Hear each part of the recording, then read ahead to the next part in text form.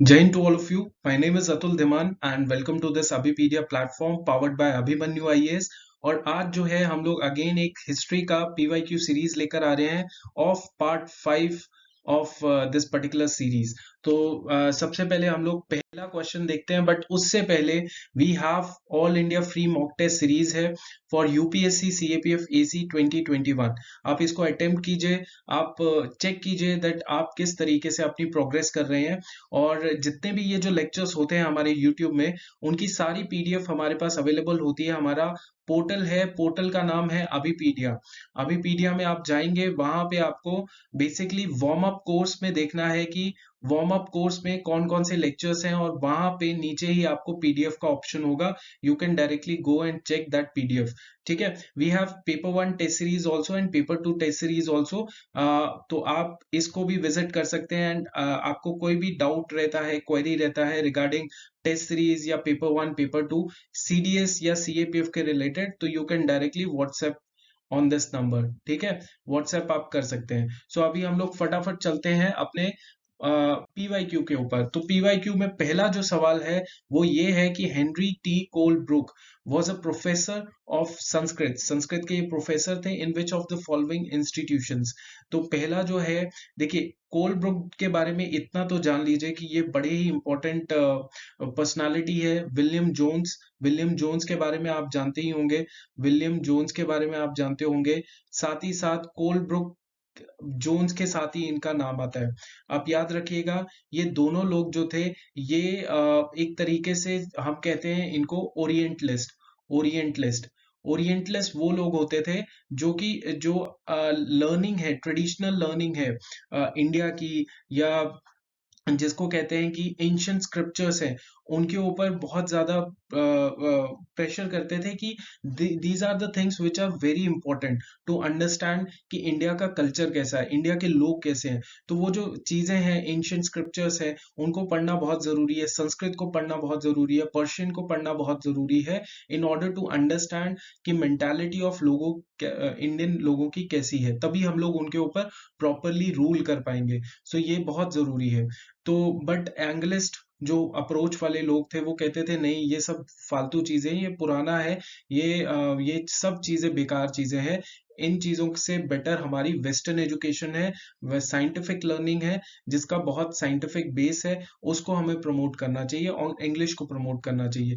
But orientalist की ये approach थी। ठीक है, इसमें सबसे पहले विलियम जोन्स और उसके बाद कोलब्रुक आते हैं। ठीक है, सो देखिए, तो इसमें कौन संस्कृत के ये प्रोफेसर थे, कौन से, या तो फोर्ट विलियम कॉलेज होगा, या सेरमपुर मिशन होगा, काशी विद्यापीठ होगा, या एशियाटिक सोसाइटी होगा। So let's answer this question. Answer is fort William college. Fort William college किसने शुरू किया था?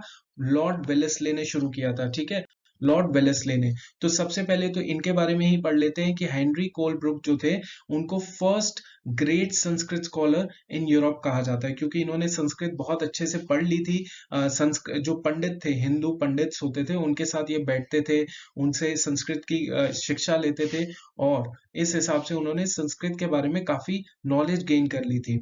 अब लॉर्ड वेलेस्ले जो है, 1805 में लॉर्ड वेलेस्ले एक तरीके से he was also in the favour of orientalist approach, कि ये भी, इनको भी पता था कि इंडियंस जो है, उनको समझने के लिए we need to understand the have that understanding of Hindu laws, और संस्कृत की अंडरस्टैंडिंग होनी चाहिए। इसीलिए विलियम लॉर्ड वेलेस्ले ने 1805 में एक ऑनरेरी प्रोफेसर अपॉइंट कर दिया, किसको? कोलब्रुक को कर दिया, of Sanskrit and Hindu laws का, in Fort William college. Fort William college में उनको अपॉइंट कर दिया था। समझ आ गया? अब यहाँ पे हमारे पास कोलब्रुक के बारे में एक और इम्पोर्टेंट चीज समझ आती है कि जो विलियम जोन्स थे, विलियम जोन्स, उन्होंने डिस्कवर किया कि यार उनका जो इंटरेस्ट है वो कहाँ पे है। उनका इंटरेस्ट बेसिकली इंडियन हेरिटेज के अंदर है, एंशिएंट इंडियन हेरिटेज हो गया, या इंडियन लैंग्वेजेस हो गया। तो इसीलिए वो कोशिश करते थे कि जो भी संस्कृत और पर्शियन वर्क्स हैं, उनको इंग्लिश में कन्वर्ट किया जाना चाहिए, तभी हमें समझ आएगा। तो विलियम जोन्स ने क्या किया? विलियम जोन्स ने कलकत्ता में अपने ही इंटरेस्ट वाले जो लोग थे, उनसे मुलाकात करना शुरू कर दी, जिसमें पहला नाम आता था Henry Thomas Colebrook. Henry Thomas Colebrook, and दूसरा था नाथानियल हैलार्ड। तो इन दोनों के साथ जो है वो मतलब अपना उन्होंने एक तरीके से अपना टाई अप कर लिया एंड दे डिसाइडेड कि let's convert these ancient Indian heritage scriptures, ये जितने भी संस्कृत पर्शियन वर्क में है इनको इंग्लिश में कन्वर्ट करते हैं। तो इन्होंने टुगेदर साथ में मिलके जोन्स ने सेटअप किया एशियाटिक सोसाइटी ऑफ बंगाल, और फिर उसके बाद उन्होंने एक जनरल भी निकाला जिसका नाम था एशियाटिक रिसर्चेस। अच्छा, इस क्वेश्चन के ऊपर ना 3-4 क्वेश्चन सीएपीएफ में भी आ चुके हैं और सीडीएस में भी आ चुके हैं। मैं आपको ये चीज बता रहा हूँ, सीएपीएफ के अंदर 2013 के अंदर ये सवाल आया था कि विलियम जोन्स के साथ कौन कौन साथ में थे जो कि ओरिएंटलिस्ट अप्रोच वाले थे। तो उसमें ये हलार्ड भी नाम था और थॉमस कोलब्रुक का भी नाम था। तो ये 3 लोग जो थे एक ऑप्शन के अंदर थे जो कि राइट आंसर था। तो पहला क्वेश्चन तो ये आया हुआ है। दूसरा क्वेश्चन आया है कि एशियाटिक रिसर्चेस जो है, ये जनरल जो है ये किस बेसिकली किस ऑर्गेनाइजेशन से रिलेटेड है और किसने इसको शुरू किया था। तो ये 2-3 सवाल हैं जो अपने दिमाग में रखने हैं, विच आर वेरी इंपॉर्टेंट। ठीक है, अब दूसरा सवाल देख लेते हैं। Limitation law. लिमिटेशन लॉ जो है, जो ब्रिटिशर्स ने 1859 में पास किया था, उसका क्या इशू था, मतलब उसको पास क्यों किया गया था, what was the major reason behind it. अच्छा, तो पहला है कि जो बॉन्ड्स होते थे, लोन बॉन्ड्स होते थे, उनकी जो है कोई लीगल वैलिडिटी कुछ भी नहीं है। ठीक है, देख लेते हैं लीगल वैलिडिटी है कि नहीं है। Would not have any legal validity. Okay, जो लोन बॉन्ड्स हैं signed between the money lenders and ryots. Ryots कौन होते थे, जो किसान होते थे। Would have validity for 3 years, 3 साल की यहाँ पे बोली है, 3 साल की वैलिडिटी। अच्छा, यहाँ पे कोई वैलिडिटी नहीं बोली है, यहाँ पे 3 साल की वैलिडिटी बोल दी है ना। तो ये स्टेटमेंट आपस में ही कॉन्ट्राडिक्शन है। उसके बाद लैंड बॉन्ड्स जो है could not be executed by money lenders, इनको एग्जीक्यूट नहीं किया जा सकता मनी लेंडर्स के द्वारा। और ये जो बॉन्ड्स हैं would have the validity of 10 साल, 10 साल की वैलिडिटी इनकी होगी। ठीक है, सो लेट्स चेक कि इसमें आंसर क्या है। देखिए, बड़ी सिंपल सी बात है, ये फैक्चुअल क्वेश्चन आ गया। 3 साल का, 10 साल का, या है भी नहीं, और ये है एग्जीक्यूटेड। तो मैं आपको बता देता हूँ लिमिटेशन लॉ कहाँ पे लागू हुआ था और इसको लागू किस लिए किया गया था। देखिए, बड़ी सिंपल सी बात है, इसका आंसर तो वैसे बी है। मैं आपको बता देता हूँ, इसमें बी आंसर है कि ये जो बॉन्ड होता था, ये साइन होता था मनी लेंडर्स और रियॉट्स के बीच में, किसानों और मनी लेंडर्स जो होते थे उनके बीच में। और इसकी वैलिडिटी भी अंग्रेजों ने 3 साल रखी थी। अब वो 3 साल क्यों रखी थी वो मैं आपको आगे डिस्कस करता हूँ। देखिए, बेसिकली क्या था कि जो रियॉट्स होते थे, जो किसान होते थे, डेक्कन वाले एरिया में, डेक्कन में किसान जो थे वो बहुत ज्यादा परेशान हो चुके थे मनी लेंडर से। अब मनी लेंडर से परेशान इसलिए हो चुके थे क्योंकि मनी लेंडर क्या कर रहा था कि जो किसान रियॉट्स होते थे उनको बेसिकली एक एग्रीमेंट में उनका अंगूठा यूज कर लेता था, और उस एग्रीमेंट को कोई 10 साल का एग्रीमेंट कर दिया, कोई 15 साल का एग्रीमेंट कर दिया, कोई 20 साल का एग्रीमेंट कर दिया। और ये भी देखा गया कि 100 रुपए का किसान ने लोन लिया था केवल, और उसका जो टोटल इंटरेस्ट जो किसान पे कर रहा था वो 2,000 रुपए पे कर रहा था। तो मतलब बहुत ज्यादा एक्सप्लॉइटेशन मनी लेंडर करने करना उसने शुरू कर दिया था, किसका, रियॉट्स का। अब रियॉट्स का इतना एक्सप्लॉइटेशन इसलिए हो रहा था क्योंकि रियॉट्स को उनकी फसलों के प्राइस नहीं मिल रहे थे, क्योंकि उस टाइम पे मार्केट एकदम डाउन चल रही थी। अंग्रेजों को केवल अपना जो टैक्स है वो वसूलना था, और रियॉट्स की कोई सुन नहीं रहा था। उनको रियॉट्स को टैक्स देना पड़ रहा था। तो रियॉट्स क्या क्या करते थे, मनी लेंडर के पास जाते थे कि हमें जो है भैया टैक्स देना है, हमें थोड़ा बहुत फसलों के बारे में भी देखना है, तो हमें थोड़ा लोन दे दो। मनी लेंडर इसी चीज का फायदा उठाता था। और एक तो रिपोर्ट के अंदर ये भी देखा गया कि 100 रुपए का जो मनी रियॉट ने 100 रुपए का सिर्फ लोन लिया था, और उसके ऊपर वो 2,000 रुपए पे करता था एज अ टैक्स। ठीक है, टोटल में। तो इस तरीके से बहुत एक्सप्लॉइटेशन हो रहा था। इसी एक्सप्लॉइटेशन को रोकने के लिए अंग्रेजों ने क्या किया, लिमिटेशन लॉ लेकर आगे 1859 के टाइम पे। लिमिटेशन लॉ लेकर आगे 1859 के टाइम पे। इसमें बोला गया कि ये जो कोई भी बॉन्ड है, लोन बॉन्ड है, जो कि साइन होगा रियोट्स और मनी लेंडर्स के बीच में, वो उसकी वैलिडिटी ओनली 3 साल होनी चाहिए। It should be only 3 years, ना कि 30 साल या 15 साल या 10 साल, क्योंकि जितना ज्यादा वैलिडिटी होएगा उतना ज्यादा एक्सप्लॉयटेशन ऑफ रियोट्स होगा। अच्छा, अब अब ये तो लॉ था जो पास कर दिया किसने, मनी लेंडर, सॉरी, ब्रिटिशर्स ने पास कर दिया। लेकिन मनी लेंडर बड़ा चालू निकल रहा था। मनी लेंडर ने क्या किया, उसने इन रियॉत को फोर्स करा करता था कि तूने क्या करना है, हर 3-3 साल के अंदर मेरे से यही कॉन्ट्रैक्ट जो है, न्यू बॉन्ड साइन करवा लेना है, नया बॉन्ड साइन करवा लेना है हर 3-3 साल के बाद। तो इस नए बॉन्ड में पता है क्या होता था, नए बॉन्ड में जो पुराना लोन होता था ना, पुराना लोन, ओरिजिनल लोन, और उसके ऊपर जो एक्यूमुलेटेड इकट्ठा होता रहता था जो भी इंटरेस्ट था, इन दोनों को वो नए बॉन्ड के अंदर लिख देता था। ठीक है, दोनों को लिख देता था एज अ प्रिंसिपल, कि ये प्रिंसिपल अमाउंट है जो रियोत ने मुझसे ले रखी है। तो वो सारा का सारा ऐड कर दिया और प्रिंसिपल बना दिया। अब प्रिंसिपल बना दिया तो इसी प्रिंसिपल पे वो क्या करता था, रेट ऑफ इंटरेस्ट चार्ज करता था। ठीक है, रेट ऑफ इंटरेस्ट कैलकुलेट करता था। अब इससे क्या होने लगा, इससे और एक्सप्लॉयटेशन होना शुरू हो गया रियोट्स का। ठीक है, और रियोट्स ने तो फिर जब आगे जाके डेक्कन राइट्स हुए, डेक्कन राइट्स हुए, डेक्कन राइट्स कहाँ पे हुए, डेक्कन राइट्स बेसिकली शुरू हुए थे सूपा में। मतलब सूपा जो है, वहां पे एक सूपा, एक विलेज है, वहां पे ये डेक्कन राइट्स शुरू हुए थे, जो कि पूना का एक बड़ा सा विलेज था, वहां पे ये शुरू हुए थे। ठीक है, पूना जो डिस्ट्रिक्ट है वहां पे ये शुरू हुए थे। और ये हुआ भी कहाँ, कब हुआ था, 1875 के टाइम पे डेक्कन राइट्स हुए थे। और यही डेक्कन राइट्स आगे सूपा से शुरू होते होते पूना में फैल गए, और पूना में आगे जाके ये फैल गए अहमदाबाद में, अहमदा अहमदनगर में ये फैल गए थे। ठीक है, और ये फिर आगे धीरे धीरे और भी एरियाज में ये फैल गए। और इनका जो पैटर्न होता था डेक्कन राइट्स का, बहुत ही सिमिलर पैटर्न होता था, जैसे 1857 का जो रिवोल्ट हमने देखा, उसमें जो पैटर्न रियोट्स बेसिकली जो लोगों ने फॉलो किया था, वही पैटर्न जो है इस डेक्कन राइट में भी फॉलो किया गया था। इसका रीजन यही था, डेक्कन राइट्स का बहुत सिंपल सा रीजन था कि डेक्कन वाले रीजन में खेती होती थी कॉटन की। अब कॉटन की खेती होती थी, तो जब मार्केट अच्छा ग्रो कर रही थी, तो अंग्रेजों ने खूब पैसा एक्सप्लॉइट किया, खूब पैसा उठाया रियोत से। और रियोत थोड़ा थोड़ा कुछ कुछ करके बड़ी मुश्किल से सरवाइव कर रहे थे।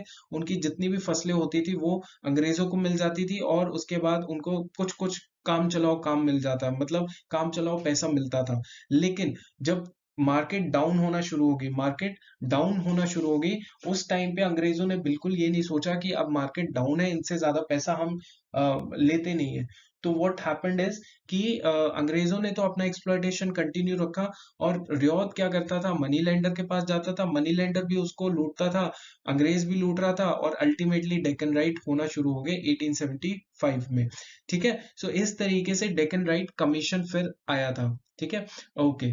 तो आगे हम लोग क्वेश्चन, एक और चीज पढ़ते हैं डेक्कन राइट के रिलेटेड ही, कि डेक्कन एग्रीकल्चरलिस्ट रिलीफ एक्ट। मैंने कहा ना कि डेक्कन राइट हुआ, तो डेक्कन राइट के आगे होने के बाद अंग्रेजों को लगा यार ये तो बड़ा ही सीरियस मैटर है। तो इसके लिए हम लोग क्या करते हैं, डेक्कन राइट कमीशन बैठा देते हैं, और डेक्कन राइट कमीशन से ही आगे जो भी गाइडलाइंस वाइडलाइंस निकल के आई, फिर आगे जाके पार्लियामेंट ने, ब्रिटिश पार्लियामेंट ने एक लॉ पास किया, जिसको कहते हैं Deccan agriculturalist relief act of 1879। इसको इनैक्ट किया गया। अब इसका ऑब्जेक्टिव क्या था वो देख लेते हैं। देखो, रिस्टोर कर देना है, वापस दे देना है, जो भी पीजेंट से उनकी लैंड ली गई थी उसको वापस कर दो, ये ऑब्जेक्टिव था। या फिर फाइनेंशियल असिस्टेंस देनी है किसको, किसानों को, ड्यूरिंग द सोशल और रिलीजियस ओकेजन्स, ऐसा कुछ भी नहीं था इसमें।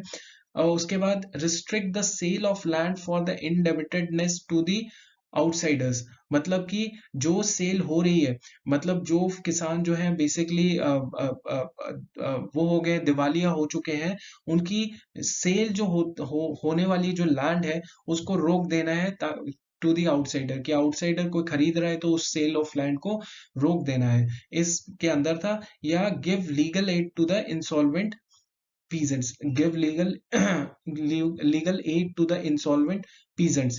ठीक है, अब देखिए इसमें क्या था, इसमें बेसिकली इसका आंसर तो बहुत सिंपल है कि जो भी सेल वगैरह हो रही थी उन जो दिवालिया किसान के जो लैंड की, उसको रोक देना ताकि वो आउटसाइडर खरी नहीं कर पाए, ठीक है। अच्छा, अब डेक्कन राइट कमीशन को सेटअप किया गया था, मैंने आपको बता दिया था, जिसने एक रिपोर्ट थमाई किसको, ब्रिटिश पार्लियामेंट को 1878 के टाइम पे। और 1879 में इसी रिपोर्ट को आगे पास कर दिया गया और रिलीफ एक्ट बना दिया गया, ठीक है, जो क्या कहता है, which ensure that farmers could not be arrested and imprisoned if they were unable to pay their डेब्ट। मतलब ना ही उनको अरेस्ट किया जा सकता है, ना ही उनको जेल में डाला जा सकता है, सजा दी जा सकती है अगर वो अपना जो भी डेब्ट है वो पे नहीं कर पाए हैं। और restrict the sale of land for the indebted to the outsider, और जो लैंड बेचने वाली हो रही है उसको रिस्ट्रिक्ट कर देना है, ठीक है। सो ये बड़ा ही इंपॉर्टेंट क्वेश्चन है, ये याद रखिएगा, डेक्कन राइट से रिलेटेड ये चीज थी, ठीक है। अब नेक्स्ट हम लोग बात करते हैं, who among the following was known during the days of revolt of 1857 as Danka Shah. तो डंका शाह जो है 1857 के टाइम पे किसको कहा जाता है, शाहमल, मौलवी अहमदुल्ला शाह, या फिर नाना साहेब, या तात्या टोपे। तो तात्या टोपे को कहा जाता है, नाना साहेब, मौलवी अहमदुल्ला शाह, या शाहमल। इसका आंसर क्या है, इसका आंसर है मौलवी अहमदुल्ला शाह। देखते हैं कैसे। देखिए ये जो अहमदुल्ला शाह थे वो बेसिकली हैदराबाद में अच्छे खासे पढ़े लिखे थे। 1857 के रिवोल्ट में इन्होंने बहुत अच्छी हिस्सेदारी निभाई, और इन्होंने शुरू से ही, जैसे ही ये गांव से गांव जब घूमते थे 1856 के टाइम से, इन्होंने काम शुरू कर दिया कि हम लोग एक बहुत बड़ा एक वॉरफेयर शुरू करने वाले हैं, किसके अगेंस्ट, ब्रिटिशर्स के अगेंस्ट। तो वो वॉरफेयर का नाम था रिलीजियस वॉरफेयर, जो कि जिसको जिहाद भी कहा जाता है, ठीक है। और जो जैसे वो गांव में घूमते थे, विलेज टू विलेज वो ट्रैवल करते थे, तो उनके पास एक पालकी होती थी और साथ ही आगे पीछे ड्रम बीटर्स होते थे। तो लोग इसी से ही उनको डंका शाह के नाम से जानना शुरू कर दिया था लोगों ने। अब जो अंग्रेज था, अंग्रेज ऑफिशियल था, वो बेचारा डर रहा था कि यार ये जो डंका शाह है ये कहीं बहुत ज्यादा पॉपुलर ना हो जाए, और जो भी ये प्रीच करता है वो हमारे अगेंस्ट प्रीच करता है। तो इसीलिए उसको क्या किया कि लखनऊ में जैसे वो एंट्री लेने वाला था, उसको पुलिस वालों ने रोक दिया, ठीक है। और फिर उसको फैजाबाद जेल में आगे डाल भी दिया। एंड आगे जाके क्या हुआ कि उसको जो है डंका शाह को, उनको इलेक्ट कर लिया गया, जो 22nd नेटिव इन्फेंट्री थी जो कि रिवोल्ट के अंदर पार्टिसिपेट कर रही थी। तो 22वीं नेटिव इन्फेंट्री जो है, जो कि रिवोल्ट के अंदर पार्टिसिपेट कर रही थी, उसने क्या किया, उसने डंका शाह को बोला कि now you will be leader in are battle.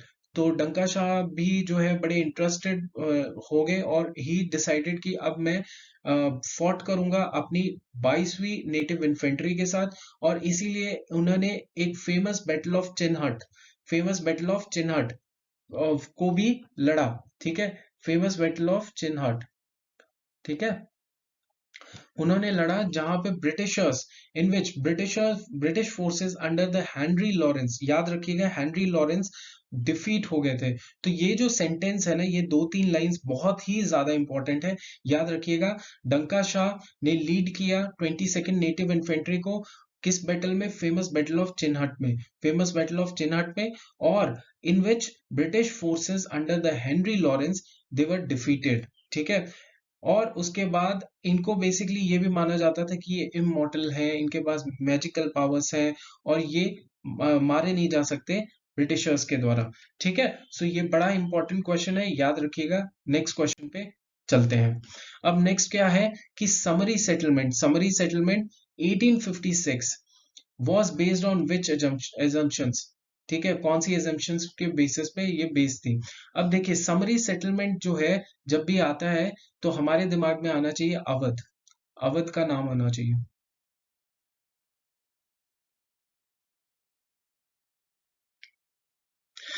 Awadh में बेसिकली क्या था कि ब्रिटिशर्स ने बेसिकली जब अवध को एनेक्स कर लिया, तो उस टाइम पे क्या हुआ कि ब्रिटिशर्स ने अपने कुछ सेटलमेंट लेकर आना शुरू हो गए। जो ब्रिटिशर्स को ये लगता था कि जो तालुकदार्स हैं, तालुकदार्स जो हैं, उनके पास बहुत ऐसी लैंड है जो कि उनकी है नहीं अपनी एक्चुअली में, और वो बस एक एक तरीके से जो इंटरमीडिएटरी का काम होता है ना, वो करते हैं उस लैंड के ऊपर और अपना कब्जा दिखाते हैं। तो इनको समरी सेटलमेंट के तहत हटा दो, ठीक है, तालुकदार्स को, और डायरेक्टली कंट्रोल करो इन सारी लैंड के ऊपर, ठीक है। सो ऑप्शंस देख लेते हैं। Taluqdars were the rightful owners of the land. Okay, summary settlement में ऐसा कुछ भी नहीं लिखा था। तालुकदार्स वर इंटरलूपर्स, इंटरमीडियरीज थे with the no permanent stake in the land. बिल्कुल, ये शायद ये स्टेटमेंट ठीक हो सकती है, बाकी देख लेते हैं। Taluqdars could evict the peasants from the land. ऐसा कुछ भी नहीं है समरी सेटलमेंट में। Taluqdars would take a portion of the revenue which flow to the state. ये भी बिल्कुल भी नहीं था। तो इसमें आंसर क्या है, ये मतलब तालुकदार्स जो है समरी सेटलमेंट के हिसाब से इंटरलूपर्स थे, इंटरमीडियरी थे, जिनका कोई परमानेंट स्टेक है नहीं लैंड के अंदर, ठीक है। तो अब क्या करेंगे, सेटलमेंट के तहत इनको हटाएंगे। तो देख लेते हैं अब, जैसे British land revenue policy further undermine the position and authority of taluqdars.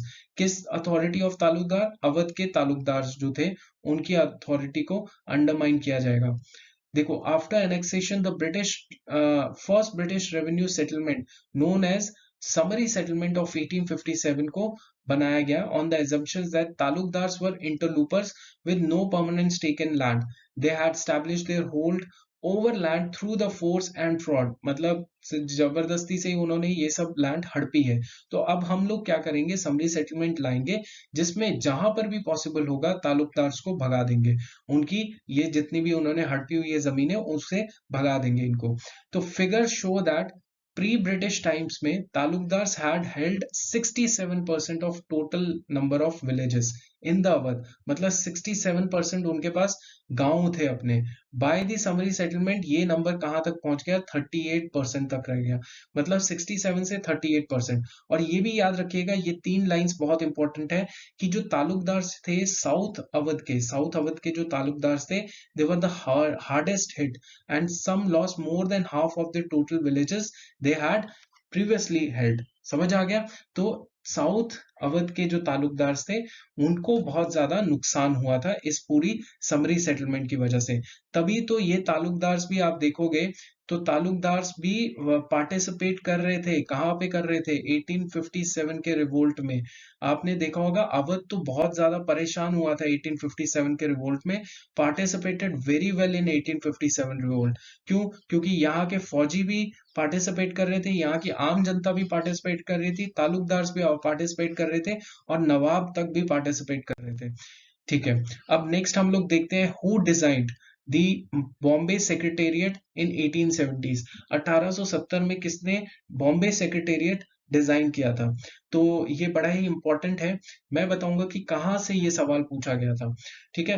अब एच सेंट क्लार विल्किंस या कोवासजी, सर कोवासजी, जहांगीर रेड्डीमनी, पुरुषोत्तम दास ठाकुरदास, या नुसरवंजी टाटा, ठीक है। तो let's talk about the answer of this question. Answer is Clark Wilkins. कहां से आंसर आया है कि बॉम्बे सेक्रेटेरिएट किसने डिजाइन किया था 1870 में, देख लेते हैं। ये है आंसर। अब देखिए, ये है आपकी थीम्स में बेसिकली जो फोटोज बनी हुई है ना, वो भी इंपॉर्टेंट है। फोटोज के ऊपर क्या लिखा हुआ है वो भी याद रखना है।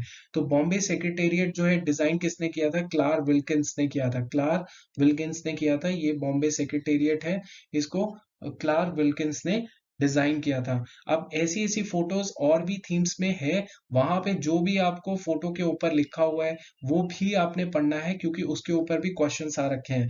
और बेसिकली जहांगीर की एक फोटो है, जहां पे जहांगीर की एक फोटो है जो कि वो गले मिल रहा है दूसरे राजा के साथ। तो वो फोटो के ऊपर क्वेश्चन आया है कि ये फोटो किसने बनाई थी, ठीक है। वो फोटो का जो पोर्ट्रे था, वो जो भी जिसने भी बनाई थी उसका जो नाम है वो क्वेश्चन में आया था। तो आपने ऐसे ऐसे भी चीजें पढ़नी है, understood. Okay, now which European traveller had observe किया था कि एक Hindu woman can go anywhere alone even in the most crowded places, and she need never fear of impertinent looks and jokes of the idle loungers. मतलब एक Hindu women है, वो कहीं पर भी जा सकती है, चाहे जितना भी क्राउडेड प्लेस है, और उसको कभी डरने की ज़रूरत नहीं पड़ती। वो इम्पर्टिनेंट का मतलब होता है बेकार लोग, ठीक है? बेकार जो, या बेकार मतलब रूड जो लुक्स होते हैं, रूड लुक्स, या फिर कोई जोक मार रहा है, कोई बेकार पर्सन जो है जोक मार रहा है, वो कभी इस तरीके से फ़ियर नहीं करती है। तो ये किसने कहा? अब देखिए, अगर तो आपने एनसीईआरटीज़ पढ़ी होंगी, तो आपने इस बंदे के बारे में भी पढ़ा होगा, इसके बारे में भी पढ़ा होगा, इसके बारे में भी पढ़ा होगा, लेकिन इनके बारे में नहीं पढ़ा होगा। ठीक है? अब यही इसका आंसर है। इन्होंने ही ये कहा था कि एक हिंदू वुमन जो है इस तरीके से ट्रैवल करे भी, तो उसको कोई डर-वर नहीं लगता कि कोई बेकार इंसान जो है जोक मार रहा है उसके ऊपर, या वो कोई रूड सा लुक दे रहा है। ये थे एबे जे ए ड्यूबियोस, ठीक है? इन्होंने इस तरीके से बोला था। इस क्वेश्चन को अगर हम लोग छोड़ना चाहें तो छोड़ सकते हैं। मैंने इसके बारे में बहुत चेक किया कि कहाँ पे ये क्वेश्चन मिलेगा। सो ये जो क्वेश्चन था हमें तमिलनाडु की किताब में मिला था। ठीक है? तमिलनाडु की किताब थी, वहाँ पे हमें ये क्वेश्चन मिला था। अब ऐसा तो है नहीं कि हम लोग तमिलनाडु, एक सवाल के लिए तमिलनाडु की किताब पढ़ लेंगे। तो इसको अगर अगर किसी ने रिस्क लेना होता तो इस तरीके से ले सकता था कि यार मैंने बर्नियर थीम्स में पढ़ा था। मैंने ट्रेवेनियर भी थीम्स में अच्छा खासा पढ़ा है। मैंने थॉमस रो के बारे में भी थीम्स में पढ़ा हुआ है। बट ये जो आंसर है ना, ये चीज़ ये मैंने कभी नहीं पढ़ी। तो दैट मीन्स इन तीनों में तो हमने पढ़ लिया था कि क्या-क्या इन्होंने बोला था, किस तरीके से बोला था। बट इसके बारे में मैंने कभी नहीं पढ़ा। तो आंसर शायद ये हो सकता है, क्योंकि इसके बारे में तो हमने पूरी अच्छी नॉलेज ले ली थी। ठीक है? और इसमें हमने ऐसा कुछ नहीं पढ़ा था। तो दिस वाज़ द आंसर। इस तरीके से आप लॉजिक लगा सकते हो। सही हो गया तो सब कुछ सही है ना? चलिए क्वेश्चन आंसर देखते हैं। तो यूरोपियन ट्रैवलर थे dubious, commented at the beginning of 19th century कि एक वुमेन जो है वो इस तरीके से कभी भी टेंशन में नहीं रहती है, ठीक है? A women of the time possess title individuality of their own, मतलब कि इस टाइम की जो औरतें हैं उनकी अपनी खुद की इंडिविजुअलिटी है, वो खुद की अपनी इंडिविजुअलिटी कैरी करती हैं। बट ऐसा नहीं है कि ये एक बहुत ही हार्ड एंड फास्ट रूल है, यहाँ पे एक्सेप्शंस भी है इस रूल के, ठीक है? तो एक्सेप्शंस भी है इस रूल के। अंडरस्टूड हो गया? Now so this is all about today's lecture, PYQ series थी। और देखो, मैं आपको हजारों क्वेश्चन करा सकता हूँ एक्स्ट्रा एक्स्ट्रा, कि हाँ कहीं से कोई क्वेश्चन उठा ले, कहीं से क्वेश्चन। बट ये जो पीवाईक्यू सीरीज है, ये CDS, CAPF, NDA, civil services के अच्छे अच्छे जो क्वेश्चन है, जो आज का ट्रेंड है, उसके हिसाब से मैं आपको ये चीज को इंश्योर कर रहा हूँ कि यहाँ से आपको इस तरीके से आपने जज करना है क्वेश्चन किस तरीके से आएगा। अंडरस्टैंड? तो ज्यादा क्वेश्चन सॉल्व करें तो पीवाईक्यू सॉल्व करें, या कुछ ना कुछ मॉक टेस्ट दें जिसमें आपको पीवाईक्यूज भी मिले और वो क्वेश्चंस मिले जो करंट ट्रेंड एनालिसिस के बेसिस पे हैं। So we have all India mock test series, मैंने आपको पहले भी बता दिया। If you are interested, PDF file लेनी होगी तो आप डायरेक्टली हमारे पोर्टल, जो कि अभीपीडिया है, अभीपीडिया, ये पोर्टल है हमारा। इस अभीपीडिया में जब आप जाएंगे, वहां पे एग्जाम्स का ऑप्शन आएगा। एग्जाम्स में आपने डिफेंस एग्जाम्स में जाके सीएपीएफ को क्लिक करना है। सीएपीएफ में जाके आपने वार्म अप जो कोर्स है हमारा, वार्म अप कोर्स है, वहां पे क्लिक करके you check all these details in that warm up course. ठीक है? पीडीएफ वहीं से मिल जाएगा। And paper two test series है, we have launch our schedule also, तो आप वो भी पेपर टू टेस्ट सीरीज देख सकते हैं। और साथ ही साथ टेलीग्राम चैनल, जो कि लेटेस्ट अपडेट के लिए बहुत इंपॉर्टेंट है, मैं काफी चीजें वहां शेयर करता रहता हूँ। तो अभी पीडिया जो है, अभी पीडिया डिफेंस जो है, वो हमारा बेसिकली डिफेंस टेलीग्राम चैनल है। तो वहां पर आप प्लीज जाके देख सकते हैं कि क्या क्या चीजें हैं। और द रेस्ट थिंग इज कि you can basically YouTube channel में आप अगर आप, if you haven't subscribed it, you can subscribe it. And rest is keep on studying, keep on working things on, because now it is time to just be very quick and be very clear about your clarity of thoughts and your working hard. ठीक है? चलिए, जय